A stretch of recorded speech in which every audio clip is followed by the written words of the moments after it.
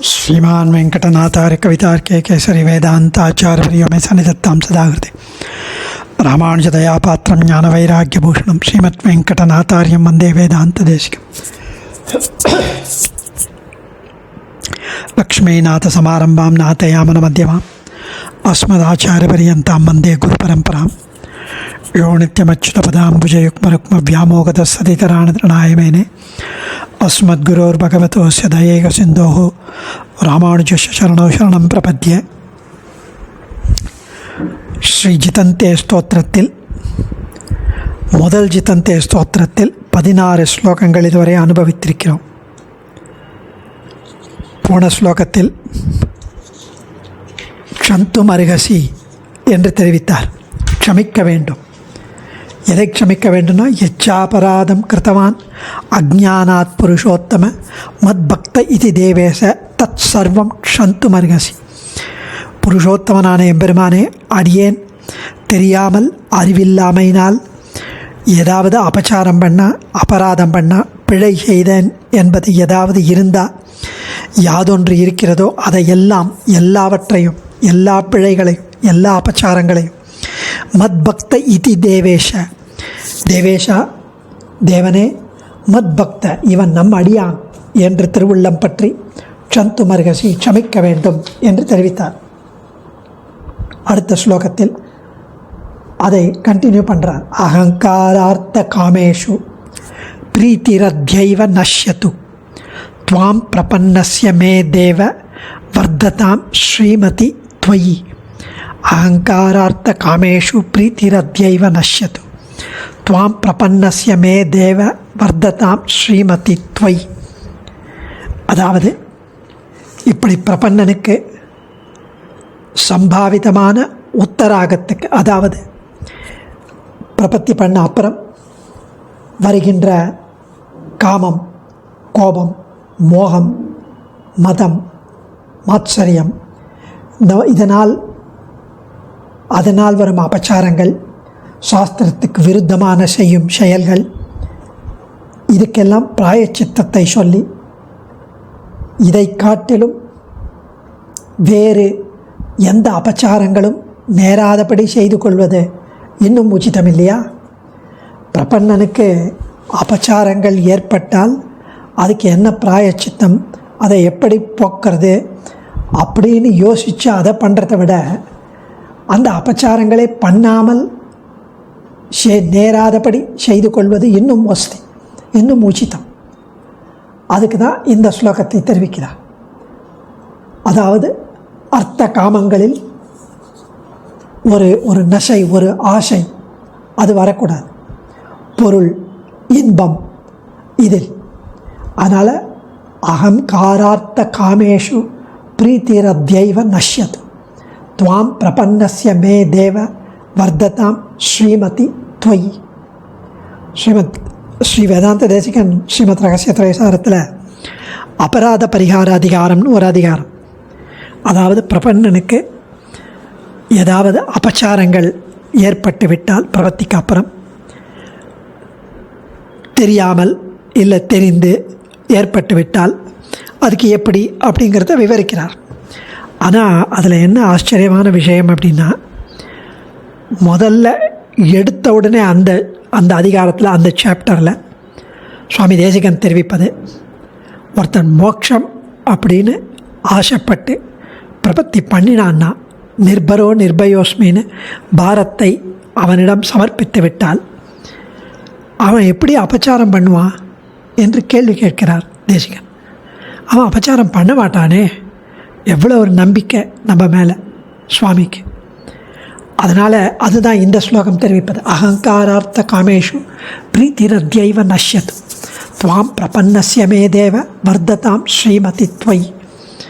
ஹே தேவா, ஹே சுவாமின், துவாம் தேவரீரை, பிரபன்னஸ்ய ஆசிரயித்தவனான, தேவரீரிடம் சரணமடைந்தவனான, மே அடியேனுக்கு, அகங்காரம், அர்த்தம், காமேஷு, அகங்காரம், கர்வம், அகம்பாவம், ஆணவம், அந்த கர்வம், நான், எனது, யானே, எனதே என்றிருந்தேன், அப்படி அந்த கர்வம், அது இல்லாமல் நான் எனதுங்கிறதுனால அதற்குண்டான பொருள் ஈட்டணும், போகத்தை அனுபவிக்கணும், காமம், அந்த காமத்துக்காக பொருள் ஈட்டல், இந்த மாதிரி இவற்றில் உள்ள பிரீத்தியானது, நஷையானது, ஆர்வமானது, முயற்சியானது, அத்யைவ இப்பொழுதே அதெல்லாம் நஷ்யத்து ஒழிய கடவது, ஒழிய வேண்டும். ஸ்ரீமதி ஸ்ரீயப்பதியான துவயி தேவரீரிடத்தில் பிரீத்திகி அன்பானது, பிரீத்தியானது, காதலானது, காதல் கலந்த பக்தியானது, அபரிமித பக்தியானது, வர்த்ததாம் வளர்ந்தோங்க வேண்டும். அதுதான் சுவாமி இங்கு பிரார்த்திப்பது. ரொம்ப அழகான ஸ்லோகம்.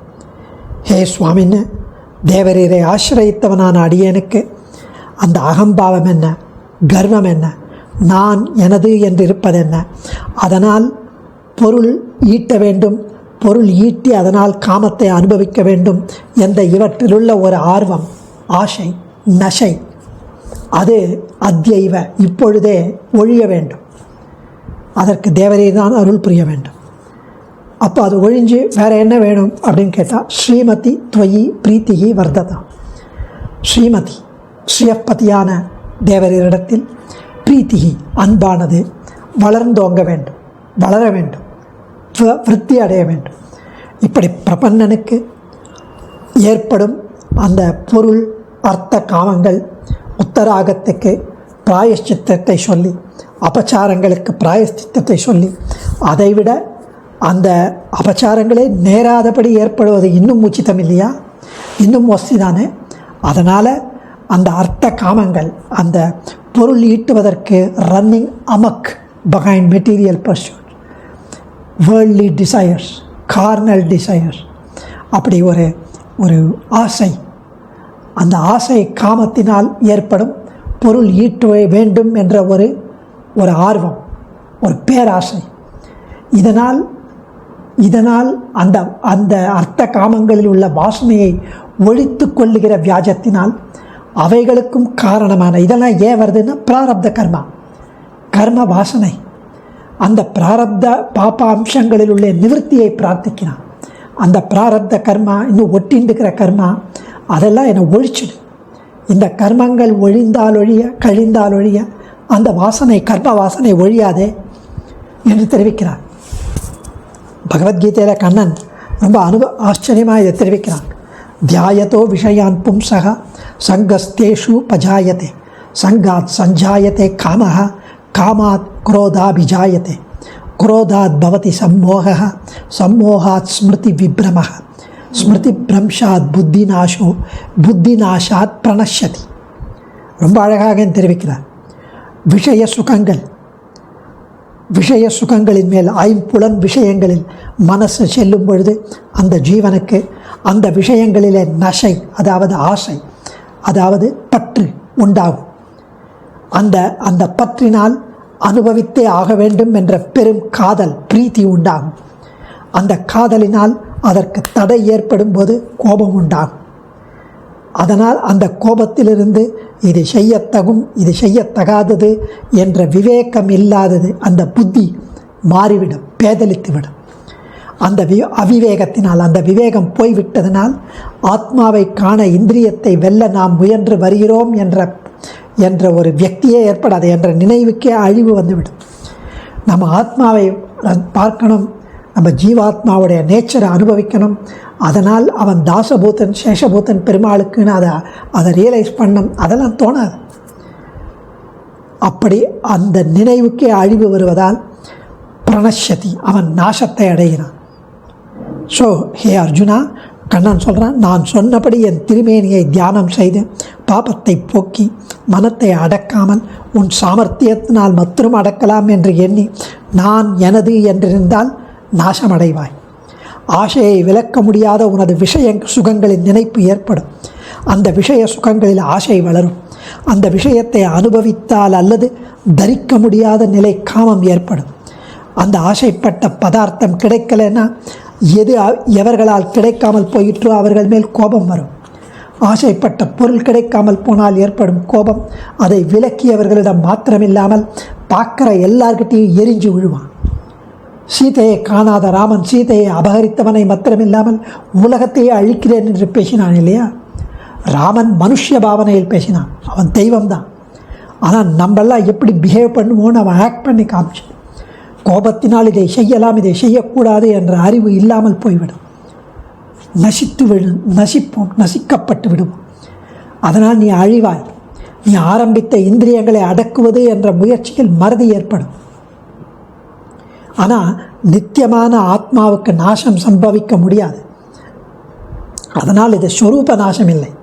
உன்னை காணாமல், பெருமாளை காணாமல் சம்சாரத்திலே மூழ்கி கிடப்பாய் என்ற பொருள் சொல்லப்படுகிறது.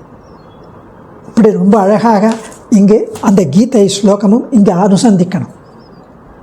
இப்படி அதாவது ஒரு படி பிரார்த்திச்சா 15 படியாக அனர்த்தத்தை விளைவிக்கும் அர்த்தம்.